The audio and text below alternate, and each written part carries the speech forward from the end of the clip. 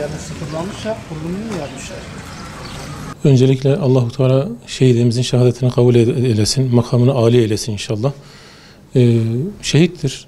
Kısacası Allah katında şehittir. İnşallah Allahu Teala'nın onlara ölü demeyin makamına yükselmiştir.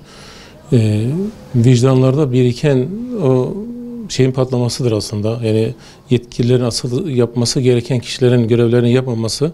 Yani İslam Devleti'nin 57 tane İslam ülkesinden bahsediliyor. 57 tane İslam Devleti'nin görevini yapmaması böyle ferdi olayların olmasına sebep oluyor. Halbuki İslam devletleri buna sahip çıkmış olsaydı, Filistin'e, Gazze'ye sahip çıkmış olsaydı bugün bu olaylar belki hiç yaşanmayacaktı. Ama yapması gereken yetkililer bu görevi yapmayınca Şehit Hasan gibi kardeşlerimiz ferdi olarak ne yapabildiyse, vicdanının el verdiği ne varsa onu yaptı. Hayatını, yani dünyada insana en tatlı gelen, en kıymetli olan şey hayatıdır. Hayatını feda etti. Canını Allah yolunda feda etti. Bizlere düşen de bizler de bunun mirasına sahip çıkmalıyız. Davasına sahip çıkmalıyız. Geride bıraktığı evlatlarına, ailesine sahip çıkmalıyız. Bu konuda Urfalılar olarak hassas olmalıyız. Yani hiçbir zaman aileyi yalnız bırakmamak gerekiyor, bırakmamalıyız. Ve şehidimizin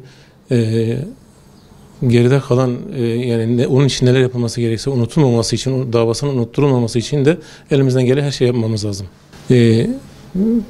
Genelde Türkiye'nin, yerelde de Urfa'nın şehidi, artık bir Kudüs şehidi var. Bu şehidimize gerekli hassasiyeti göstermemiz lazım. Şehidin öncelikle şu anki naaşının gelmesi için ne gerekiyorsa bunları yapmak lazım.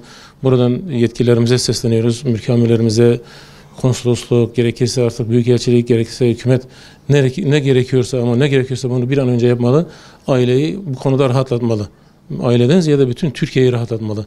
Bir Türkiye Cumhuriyeti vatandaşı olan bir kişi İsrail Siyonizm devletinde, bu terör şebekesinde niye fazladan kalsın? Niye, yani bugün niye alamıyoruz? Türkiye güçlü bir devlet olduğu söyleniyor ki, güçlü bir devlet. Güçlüyse bir an önce bir şekilde yakasına yapışıp bunların şehidin naaşının getirilmesi lazım. Ailesiyle görüşen kardeşlerimiz oldu, sivil toplum kuruluşlarımız oldu.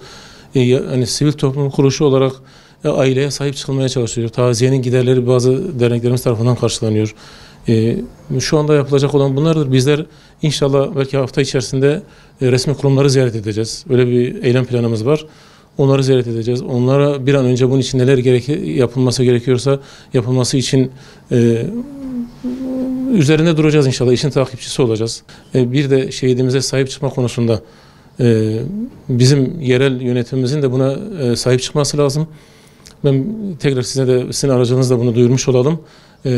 Büyükşehir Belediyesi'nin ve diğer ilçe belediyelerimizin de 13 ilçemizin tamamında ismine yakışır yerlere şehidimizin isminin verilmesi lazım. Bu bir meydan olabilir, bu bir park olabilir, bir kültür merkezi olabilir yahut da yani yapılması gereken, isminin böyle zikredilebileceği ne varsa bunun yapılıp şehidimize sahip çıkılması lazım.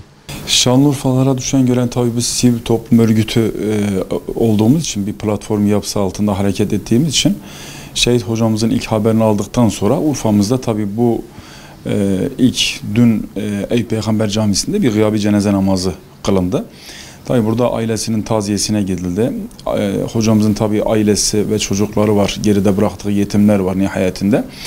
Tabii bunların da üzerinde hocamızın canının, kanının aktığı işte Kudüs Mescid-i Aksa davasına Hasan hocamızın da bu minvalde bu fedakarlığını da işleyerekten aslında Urfa toplumuna, yani ümmete, biz Müslümanlara, hepimize düşen görev bunu unutturmamaktır. Yani bu hadise karşısında Müslümanın tavrının hadiseler karşısında neler yapılması gerektiğinin de aslında bir meşalesini Hasan hocamız yakmıştır.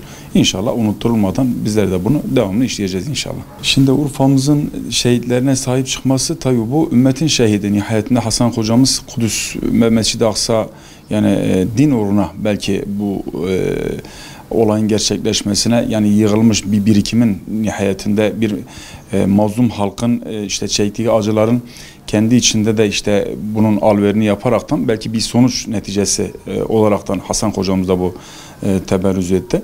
Ama nihayetinde bizler bu konuda Urfalı olarak işte memleketin bir evladı olarak bu fedakarlığı gösteren bu kardeşimizin elbette ki bu fedakarlığını unutmamak adına sahip çıkmamız lazım. Hocamızın şu anda ailesine destek manasında taziyelerine katılmamız lazım. Yani sadece akrabalarının katılacağı bir taziye değil. Biz ümmet olarak bu hocamıza hakikaten memleketin bir evladı olarak, Urfalı olarak bu taziyesine, en azından cenazesi inşallah umudumuz getirilmesi noktasında umudumuz var. Getirirler ise bu manada cenazesine katılmamızdır. Daha sonra tabi bıraktığı bize şuuri manadaki o mirasa esas en önemli şey, ona sahip olmamız lazımdır.